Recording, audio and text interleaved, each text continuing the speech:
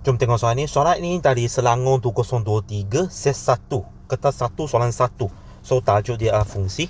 So dia beritahu kami Raja menunjukkan graf bagi fungsi linear lah, y sama gx, dan y sama fungsi songsang g. Ialah pantulan graf tu pada garis lurus y sama x. Dia minta kami cari koordinat b dot. Jika koordinatnya yang sepadan iaitu b terletak pada ni. So kami tahu sifat fungsi dengan fungsi songsang dia. Katakan fungsi biasalah, fungsi songsang dia ada koordinat ini. So bermaksud fungsi songsang dia mempunyai koordinat yang ini. Okay. So sekarang b dia adalah 3, 1 ni. So bermaksud koordinat b adalah 1, 3. So ni tak ada langkah kerja lah. B tu dia sudah kami menggunakan tanda fungsi ungkapkan g dalam sepadan x. So kami nampak sini garis lurus gx sini, y sama gx sini, dia melalui titik A, B dan C.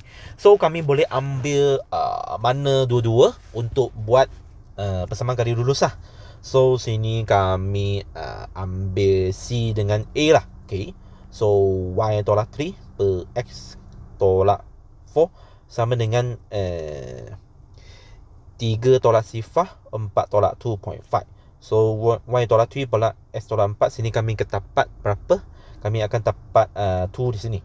So y tolak 3 sama dengan 2x minus 8. So bermaksud y sama dengan 2x minus 5. So sini bermaksud sini gx sama dengan 2x minus 5.